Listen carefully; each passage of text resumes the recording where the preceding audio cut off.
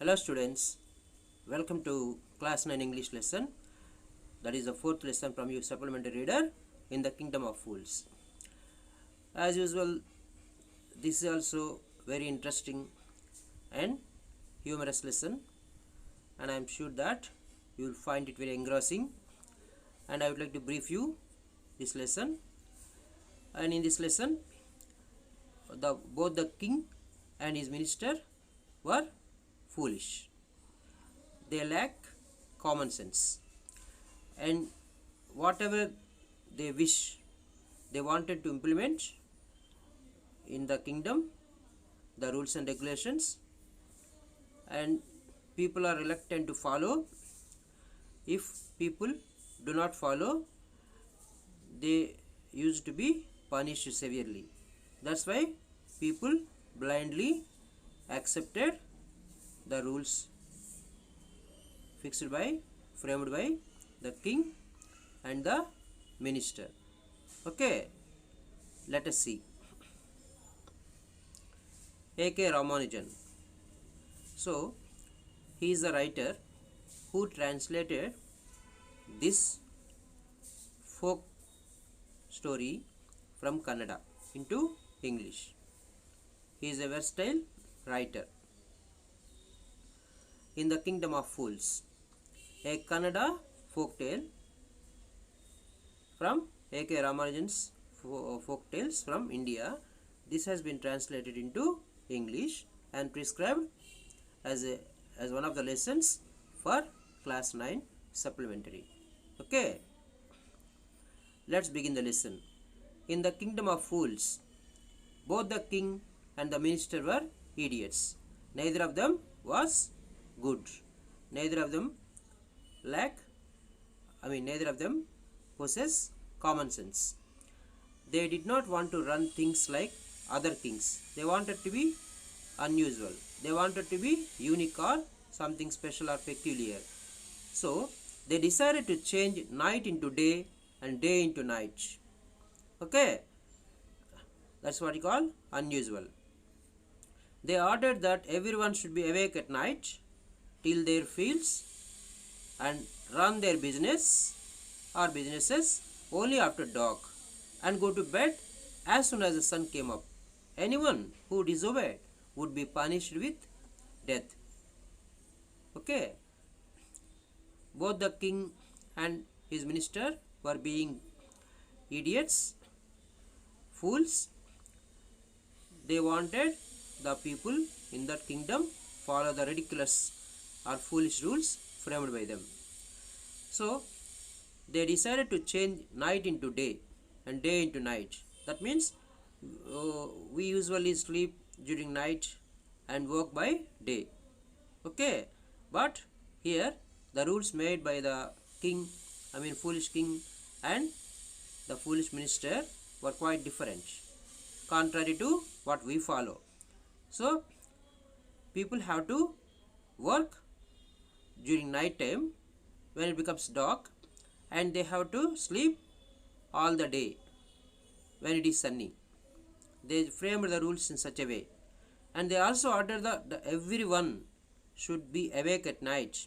They should not sleep during night time. Till means to cultivate land for farming, plow their fields and run their businesses, whatever trade, commerce, and whatever occupations they have to look after them only during night time, since they all would be asleep during day, and go to bed as soon as the sun came up. As soon as the sun comes up, that means sun rises, they have to go to bed. Anyone who disobeyed means who was not interested, who did not like to follow the rules, would be punished with death sentence. So nobody was brave enough or courageous to oppose the rules of the king. They blindly followed the rules whether they are interested or not, because they were afraid of the punishment that would be given by the king in case they violate the rules. The people did as they were told. So the people followed the same rules. What were those rules? Work by night or work during night and sleep during day. If not, they would be punished. So the people followed the rules because of fear of death. The king and the minister were delighted, pleased, very glad at the success of their project, because the people were blindly following whatever foolish rules they were framing, and they were very happy at that. One day a guru, means a saint, and his disciple, his follower, nothing but a student, arrived in the city. It was a beautiful city, the king's kingdom. It was broad daylight. It was sunny, but there was no one about. But all the people were asleep, and no one was out. No one was working or wandering outside. Everyone was asleep, not a mouse stirring. Even a mouse or any creature was not at all moving. Even the cattle had been taught to sleep by day. Even the cattle also were supposed to go to sleep. So, as though it is night, they would all sleep. All the people and animals would sleep during daytime, as according to the rules of the foolish king and his minister. Two strangers. Who are the two strangers? The guru and a disciple. Because they are unknown. They came for the first time to the kingdom. The two strangers were amazed, astonished, surprised by what they saw around them, and wandered, means moved this way and that way around the town. They went around the town till evening to observe what was happening there, why the people were unusual, but no one was outside, no one was found working or doing anything, when suddenly the whole town woke up and went about its nightly business. So after some time, the sun, it became night, and the sun was set, and all the people woke up and started doing their business. Nightly business means their occupations, either farming or any commerce or trade or anything. The two men were hungry. The guru and his disciple felt very hungry. Now that the shops were open, as it became night, it became dark, people opened their shops and started their business. They went to buy some groceries, some provisions, essential that they required to eat. To their astonishment, amazement, or surprise, they found that everything cost the same, a single to do. So, what is another surprise there? What is another peculiarity, uniqueness? Everything, each and every article costs the same. The price of every article is same. Whether they bought a measure of rice, a rice bag, or a bunch of bananas, they have to pay a single rupee. That means dudu, according to their currency. Say 1 rupee. Everything costs 1 rupee. Okay? Whether it's a rice bag, or bunch of bananas, or any sweets, or vegetables, or fruit, whatever it is, everything costs 1 dudu. The guru and his disciple were delighted, felt very happy at what they found, what they discovered. They had never heard of anything like this. Do you have any experience like this, where everything would cost the same? Not at all. So that made them surprised, wonder. They could buy all the food they wanted for a rupee. So whatever they wanted, they could purchase or buy just for a rupee. That means a dudu. That's why they were very delighted. When they had cooked and eaten, So they bought the groceries and vegetables they wanted, and they cooked and prepared their meal, food. So when they had cooked and eaten, the Guru realized, understood that this was a kingdom of fools, and it wouldn't be a good idea for them to stay there. He was being wise, a holy man, a learned man, knowledgeable person, understood that they were in the kingdom of fools, fool's paradise, and understood that it would not be safe to stay there for a long time. This is no place for us. That means this is not a suitable or convenient place for us. Let's go. Okay, let's move on. He said to his disciple, but the disciple did not want to leave the place. Everything was cheap here. All he wanted was good, cheap food. So he wanted to stay there. He found that kingdom, that place very comfortable, because he could buy everything, whatever he wanted, good and cheap food, just for one to do. So he wanted to stay there. He was willing to stay there only, so that he could eat whatever he wanted at low cost. The Guru said, of course, he advised him, they are all fools. This won't last very long, and you can't tell what they will do to you next.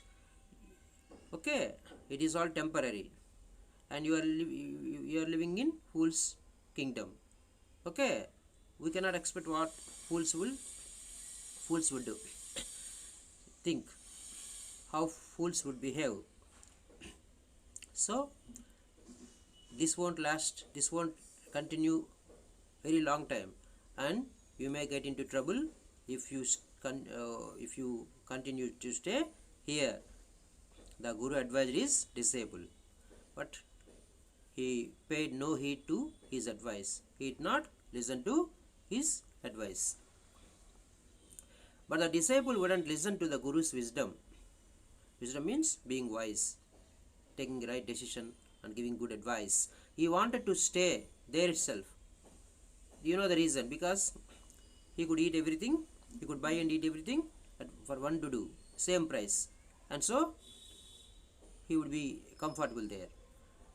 The Guru ultimately gave up or discontinued and said, okay, your fate is already decided. Let whatever happen, be prepared. Do what you want. If you want to stay here, stay here. I am going. And he left. He went off. The disciple stayed on. He ate his fill, means heartily, whatever he wanted. Every day, bananas and ghee and rice and wheat, and grew fat like a street side scared bull. So he used to eat whatever he wanted, as listed: bananas, ghee, rice, wheat, etc., and not performing any work, no exercise. Okay, no physical exercise, and all eating only, and so he became very fat as a bull. One bright day, a thief broke into a rich merchant house.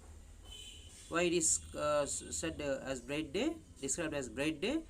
What do those people do during daytime? For them, days are night, nights are day. They usually sleep. So one bright day, a thief broke into a rich merchant's house. He had made a hole in the wall. Might be a burglar who dig the wall or break the wall and enter. Okay, the thief had made a hole in the wall and sneaked in, means secretly entered. And as he was carrying out his loot, when he was taking all the stolen things, the jewelry and the money and everything, the wall of the old house collapsed. The wall of the house, because of being very old, that were destroyed. The wall totally destroyed, and his head and fell on his head and killed him. He was being killed because the wall broke and fell on him, and he was killed due to that. His brother ran to the king and complained, So knowing that the thief's brother, he is not an honest man, he is not a gentleman, okay, he is a thief, and his brother might be he also belong to the same category, he is a dishonest man. His brother ran to the king and complained, your highness, when my brother was pursuing his ancient trade, pursuing means looking or doing, okay, his ancient trade. What's the ancient trade here? What he used to do? Is it an honest job? No. That is, the profession is stealing or robbing things. He was a thief. See how he described that job, ancient trade. A means no investment is required. A wall fell on him and killed him. So during the process, when he was collecting the stolen things and carrying, then the wall, which was very old, collapsed and fell on him and killed him.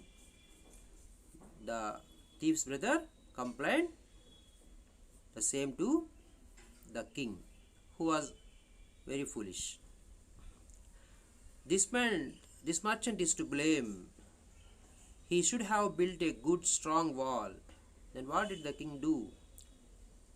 If he had a good common sense, he should not respond, because what the brother, the thief, did or tried to do, theft, that was a crime, and that is his fate. He was being unfortunate, the wall collapsed and fell on him and he died. Nobody was responsible. But what did the king think of? This merchant is to blame. Because that is a wall, that is a merchant's wall. In a merchant's house only he died. That is, the merchant had to be blamed. He should have built a good strong wall. The merchant should have built or constructed a good and strong wall. Then the wall would not have been collapsed and the thief would not die. That is the mistake or fault of the merchant for not constructing a strong wall. So indirectly the king made the merchant responsible for the death of the thief. You must punish the wrongdoer. Wrongdoer means, who is the wrongdoer here? The merchant, but not constructing the wall in a strong and rigid way. Okay, the culprit, the wrongdoer, and compensate the family for this injustice. Compensate means you must pay some amount. What do you call that? Compensation for the loss of his death. For the person's death, his family had to suffer, and it's all because of you. You did not construct the wall in a strong way, in a perfect way. So you have to give some money to the thief's family for this injustice, which is not the right thing. The king said, justice will be done. Okay, you will get justice. You will not suffer. Don't worry. And at once summoned the owner of the house. Summon means to call for. Okay, the king ordered the merchant should attend the court. When the merchant arrived, the king questioned him. Okay, the merchant was called for, and the merchant came to the court of the king. The king questioned him, what's your name? Such and such, your highness. Were you at home when the dead man burgled your house? Were you at home? Had you been at home when the thief burgled or tried to enter your house? Yes, my lord. He broke in. He entered through the wall by breaking the wall, and the wall was weak. It was not strong enough. It fell on him. The accused pleads guilty. Accused means who is blamed. These are legal words. Pleads means request or urges guilty. Okay. Opposite to innocence. who is supposed to have committed some crime. Your wall killed this man's brother. Because of your wall only, this man's brother died or was killed. Who was that man's brother? The thief. You have murdered a man, directly or indirectly. You or your wall, because of which he was killed. So, you have murdered a man. We have to punish you. You deserve punishment. Lord, said the helpless merchant, I didn't put up the wall. It's really the fault of the man who built the wall. I just let a mason to construct the wall, and he did it. He should know how to construct it. I provided him all the material. It's really the fault, the mistake of the man who built the wall. He didn't build it right. You should punish him, not me. He shifted the responsibility. The merchant shifted the responsibility, the crime, onto the mason, the builder who constructed the wall. Who is that? My lord. This wall was built in my father's time. It was ancient. I know the man. He is an old man now. By now he became old. He lives nearby. The king sent out messengers to bring in the bricklayer who constructed the wall previously, who had built the wall. They brought him, tied hand and foot, as though he was a criminal. You there, did you build this man's wall in his father's time? The king questioned. Yes, my lord, I did. What kind of wall is this that you built? What kind of wall? Did you construct it well? It has fallen on a poor man and killed him because of your mistake, because of not constructing the wall perfectly by you. A man was killed. You have murdered him indirectly. You were responsible for that, for the death of the thief. We have to punish you by death. So now the responsibility of the charge of the crime was shifted to the builder. Before the king could order the execution, means hanging, the poor bricklayer pleaded. The bricklayer requested, urged, begged, please listen to me before you give your orders. Listen to me. Let me speak. It's true. I built this wall and it was no good. I knew that. But that was because my mind was not on it. I remember very well. I did not have concentration. I remember very well a dancing girl who was going up and down that street all day with her anklets jingling, and I couldn't keep my eyes on my mind. Eyes are my mind on the wall I was building. I lost my concentration because I could see a beautiful dancing girl passing up and down when I was constructing the wall, and she was very attractive, and the sound, the jingling sound made by the anklets, that means fascinated me. So I lost concentration and I couldn't keep my eyes or my mind on the wall I was building. You must get that dancing girl. She was responsible because of her only I lost my concentration and I could not construct the wall perfectly. I know where she lives. And he further shifted that responsibility, the charge of crime, onto the dancing girl. See, it's all because of foolishness of the king and his minister. And this suit, this case has no weight. It should not be given importance. Who died? A thief. And how he was killed? An old wall collapsed and fell on him and he was killed. Nobody was responsible for that. Even if he was alive, he should be caught and punished for his crime, that is stealing. You are right. The case deepens. The case becomes strong. Because the responsibility, one is shifting onto the other.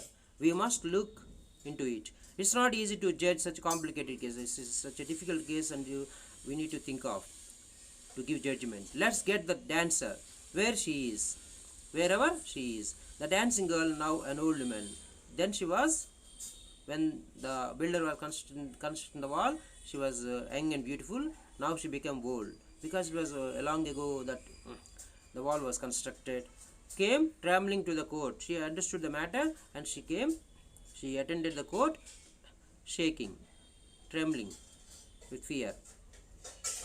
Did you walk up and down the street many years ago while this poor man was building a wall? Did you see him? He just inquired. The king inquired. Yes, my lord, I remember it very well. Yes, I did. So you did walk up and down with your anklets jingling? You were young and you distracted him. Means because of you, the builder lost his concentration. You diverted him. So he built a bad wall, imperfect wall. And it has fallen on a poor burglar. Means a thief. And killed him. You have killed an innocent man. See, the king's foolishness. Was he innocent? Was the thief innocent? He was punishable. You have killed an innocent man. You will have to be punished. See, he is shifting the responsibility of crime onto others. He lacked goodwill, intelligence, and common sense. She thought for a minute and said, she also thought for a while. What should she say? My lord, wait, I know now why I was walking up and down the street. I had given some gold to the goldsmith, means a person who makes ornaments with gold, to make some jewelry for me. So, what's the reason why I walked up and down? Not intentionally. So, I had given some jewelry, gold to a goldsmith and request him to make jewelry. And he was a lazy scoundrel, means a dishonest person, a rogue.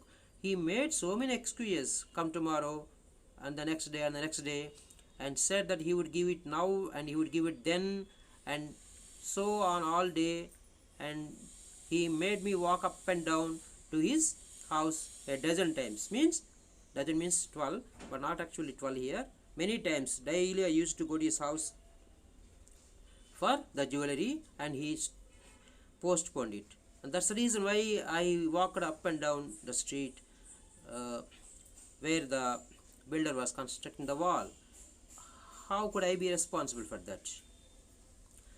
That was when this bricklayer saw me. It's not my fault. It's not my mistake, my lord.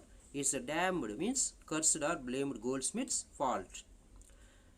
Poor thing, she is absolutely right. Without thinking for a while, the king is believing their words and taking his decision. See, she is absolutely right, thought the king, weighing the evidence. We have got the real culprit at last, means the wrongdoer. Get the goldsmith wherever he is hiding at once. He sent his servants. The king's bailiffs, means a law officer who makes sure that the decisions of a court are obeyed. Means the king makes the judgment orders, and he will see them pass or followed up. He is called as bailiffs. So the king's bailiff searched for the goldsmith everywhere, who was hiding in a corner. He knew the matter, and so he was in ambush. He tried to hide, but of course he was caught. He was found in the corner of his shop by the servants of the king. When he heard the accusation, the blame, the charge of crime against him, he had his own story to tell. He also made up a story, what to tell to the king and escape, because he knew the foolishness of the king. My lord, he said, I am a poor goldsmith. It's true, I made this dancer come many times to my door. Okay, I gave her excuses because I couldn't finish making her jewelry before I finished the rich merchant's orders. Because some other I got the order of the rich merchant, and he also gave me some gave some gold for ornaments, and I thought of doing the merchant's jewelry first, and so I couldn't keep my promise and asked her to come daily. I thought I could give. They had a wedding coming. and they wouldn't wait. The rich merchant's uh, uh, daughter or somebody is going to get married, and so he had a wedding, and for that I had to give the jewelry in time. You know how impatient rich men are. Rich men won't wait. They'll lack patience, and so they may demand uh, the jewelry on the same day that they wanted. Who is this rich merchant who kept you from finishing this poor woman's jewelry? Made her walk up and down, which distracted his bricklayer, which made a mess of his wall, which has now fallen on an innocent man and killed him. Can you name him? The king inquired. He asked, who was the rich merchant who was responsible for preventing you from doing your work, who kept you from finishing this poor woman's jewelry. The you know that you are aware of that woman gave jewelry to a goldsmith, and he couldn't return that in time, and because of that she had to walk up and down the street, and made her walk up and down, which distracted the bricklayer. And looking at her attraction and charming appearance, the bricklayer, the person who constructed the wall, lost his concentration, which made a mess, means a lot of nuisance, okay, of his wall, which has now fallen on an innocent man. Who was an innocent man being referred to here? The thief who was killed. Okay, do you think he was an innocent man? Because of the king's foolishness, he couldn't differentiate who was an innocent man and who was guilty, and killed him. Can you name him? Who delayed giving you jewelry? He inquired. The goldsmith named the merchant, and he was none other than the original owner of the house whose wall had fallen. See, the goldsmith revealed the name of the merchant, named the merchant, and he was none other than the original owner of this house. Your Majesty, the old owner of this house was that very person. Now justice had come full circle. Okay, now we all reached the point. Arrived at the conclusion, we got the point. The king got an idea, thought the king, back to the merchant. When he was rudely summoned, means cruelly, impolitely, someone means called for. He was called back to the court. Who? The merchant again, whom he called earlier. He arrived crying. He arrived crying because he knew the matter. What was going up? What was going on there? It wasn't me, but my father who ordered the jewelry. He is dead. I am innocent. It was not my responsibility. The wall and the house was constructed when my father was alive. My father was no more. He passed away, and I did not know that. I am innocent. He responded. But the king consulted his minister. He discussed with his minister, who was equally foolish, and ruled decisively and find a solution. Okay, it's true, your father is the true murderer. Yes, it was decided that your father was the real culprit, but he was dead, he was no more. But somebody must be punished in this place. If your father was not, since your father was not available, somebody else must be punished in his place for the crime. You have inherited everything. You have inherited everything from that criminal father of yours, his riches as well as his sins. You are enjoying his property. All his property got transferred to you, and so you have to be responsible for his sins, for the crime he committed. I knew at once.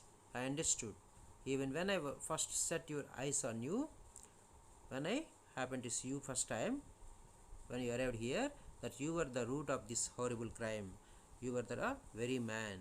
You were the black sheep who was responsible for all this. You must die. You must be punished. The king ordered. And he ordered a new stake. Stake means a post with a sharp pointed to used to pierce through something, as shown in the picture, to be made ready for the execution. Execution means hanging. Now the criminal who was responsible according to the foolish king had committed the crime, of course constructed the wall, was to be punished by hanging. So they made all the arrangements. They prepared the stake.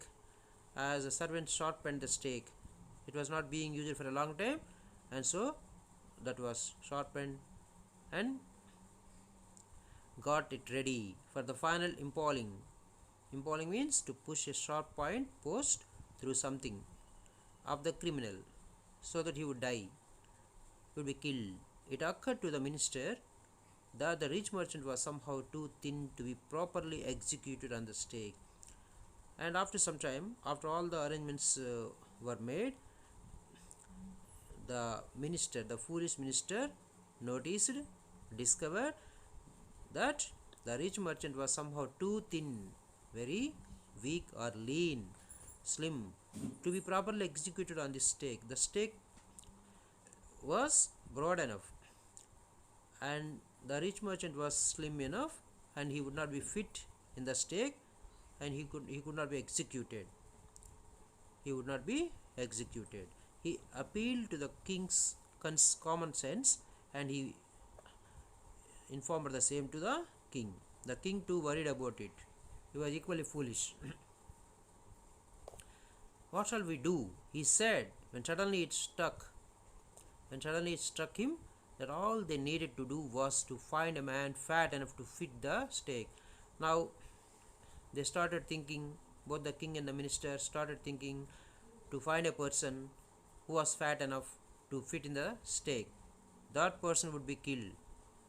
Whether the person really committed the crime or was directly or indirectly responsible or not, since this rich merchant was not fit in the stake, they were going to find another person, an innocent man who was fat enough to fit the stake.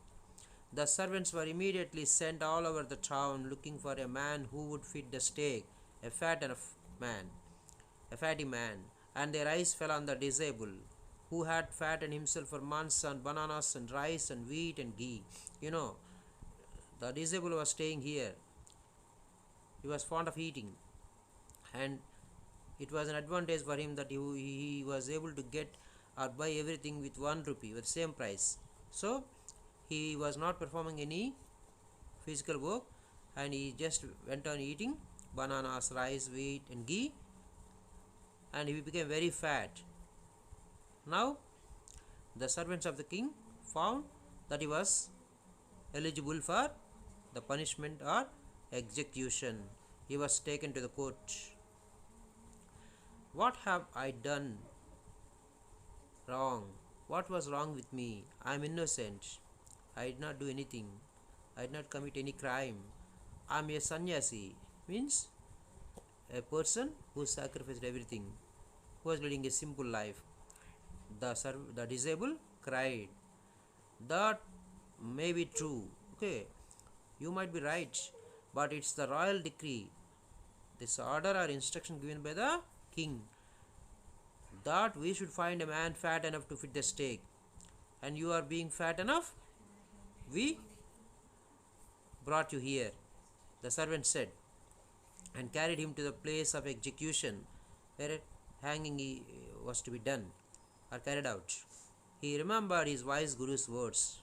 Previously, you were aware of that, when the disabled wanted to stay in the kingdom, the guru advised him, persuaded him.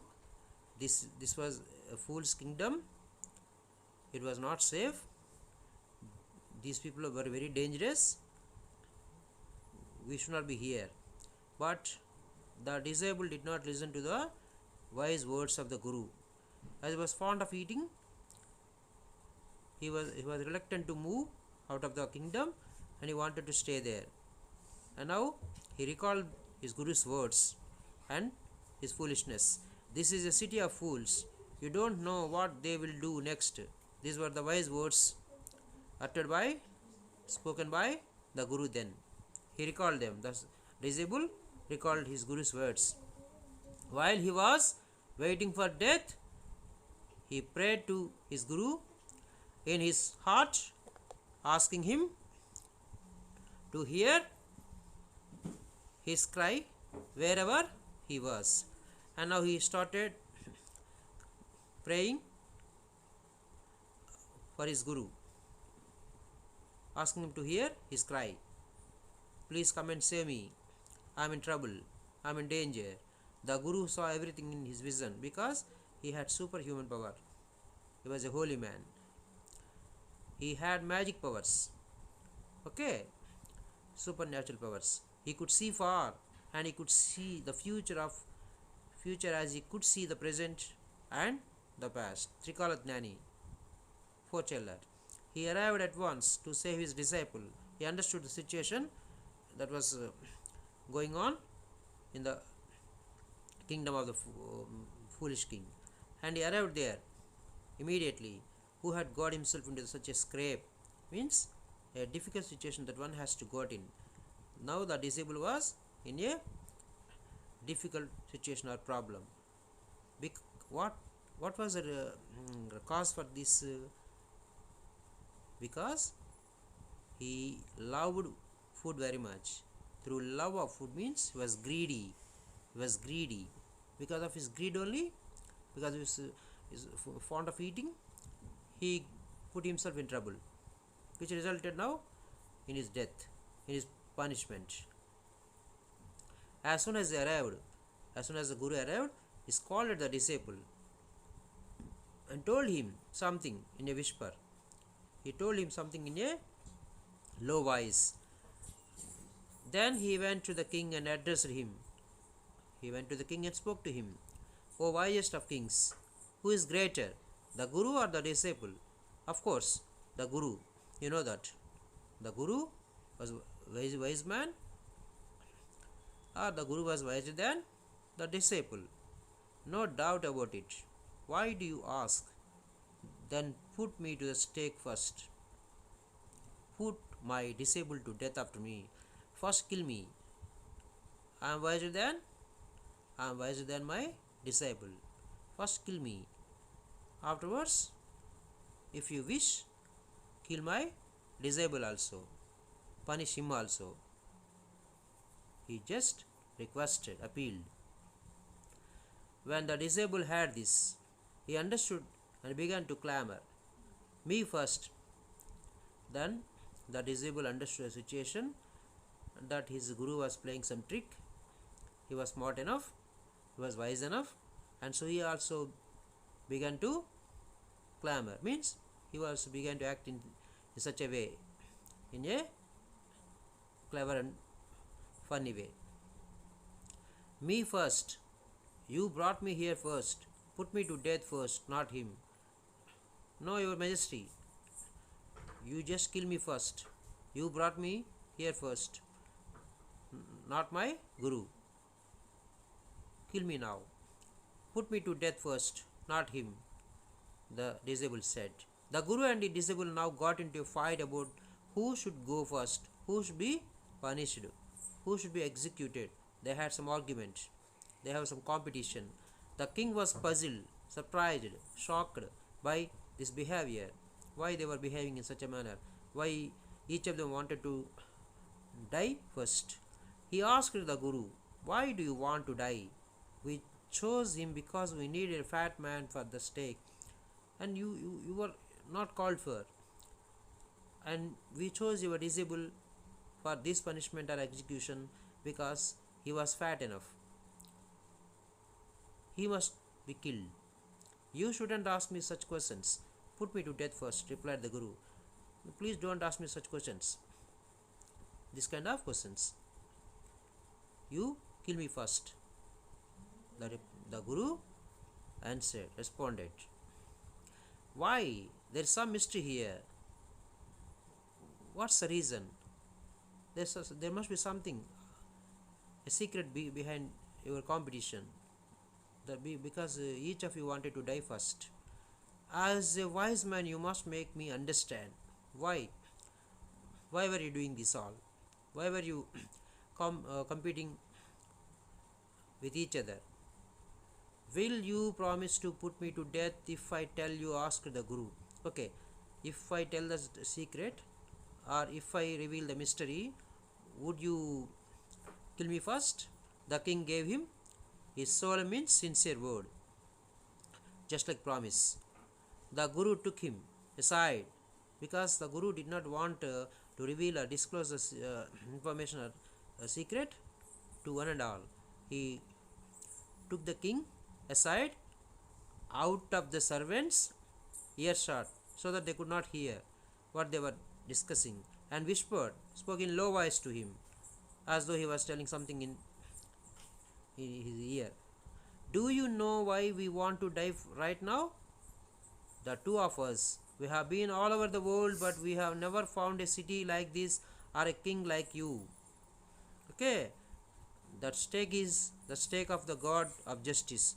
And people praise you that you are very just. You are the right king. The stake is the stake of the God of justice. It's new.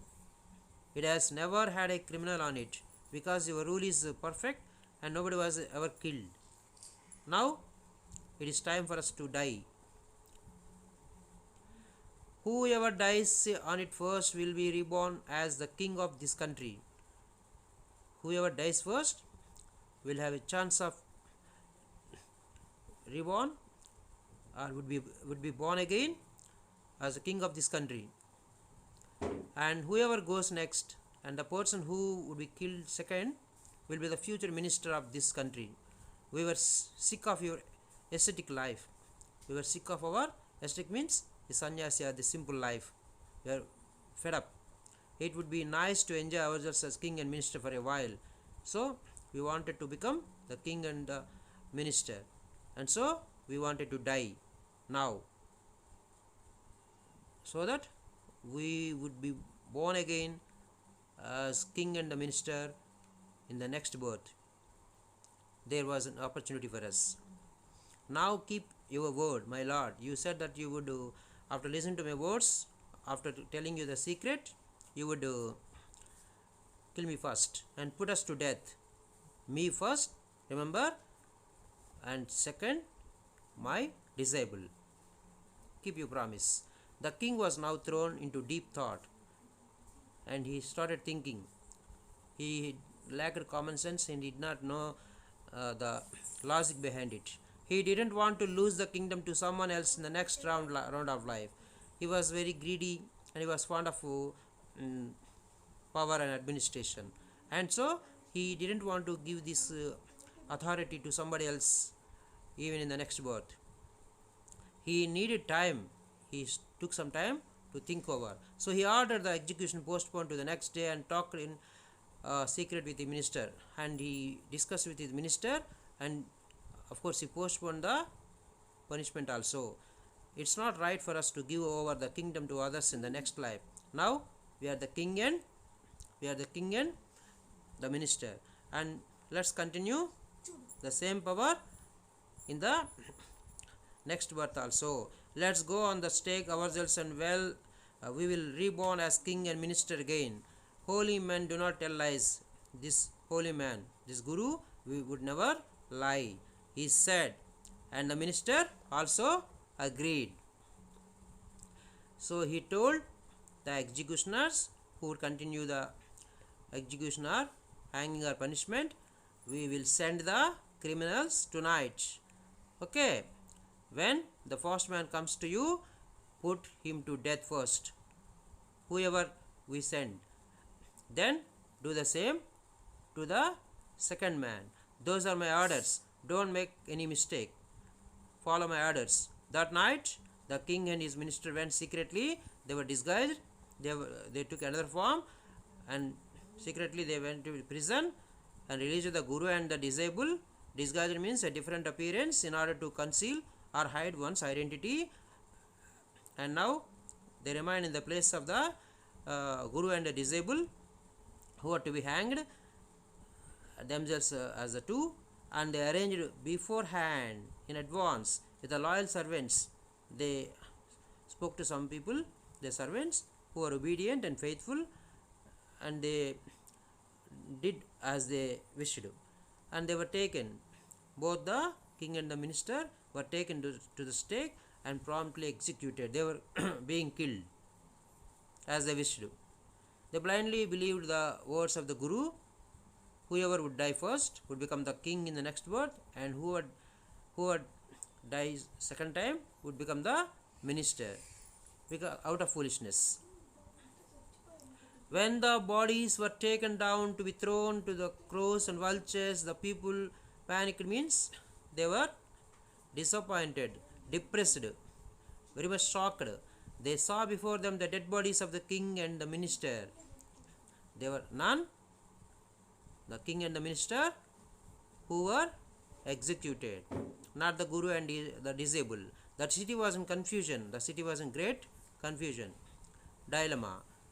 All night they mourned, means cried, and discussed. The people cried very much, and they discussed thoroughly the future of the kingdom. And we lost our king and the minister. Who would rule our country now? We want a king and a minister. Some people suddenly thought of the guru and the disciple and caught up with them as they were preparing to leave town unnoticed. By then, the king and the guru, the holy man, and the disciple were about to leave the kingdom. We people need a king and a minister, and all the people of the kingdom approached them. Then they requested them to be the king and minister thereafter. Okay, so one of them suggested, and other people agreed to the proposal. They begged the guru and the disabled to be their king and their minister. It didn't take many arguments to persuade, means convince the disciple. The disciple was ready, he was willing, he accepted to be the minister. But it took longer to persuade the guru. It seemed that the guru did not accept it, he was reluctant. But however, ultimately, finally, he also accepted. They finally agreed to rule the kingdom of the foolish king and the silly minister. Okay, they wanted to become the king and the minister and rule the kingdom. But they laid one condition, that they could change all the old laws, unusual or ridiculous laws. What? Nights were days, days were nights. All the people should sleep by day and work by night. And they wanted to change the rule, strange rule. From then on, people accepted. From then on, night would again be night and day would again be day. And you could get nothing for a doo-doo. As usual, as the custom was previously, everything would not cost a doo-doo or a rupee. So, depending upon the availability and importance of the food materials, the cost would be decided. Everything would not be available for a doo-doo or for the same price. It became like another place. It became like another place as usual, like other kingdoms. So, in such a way, with the wisdom and abundant knowledge, the guru solved the problem. Hope you enjoy the lesson. Thank you very much.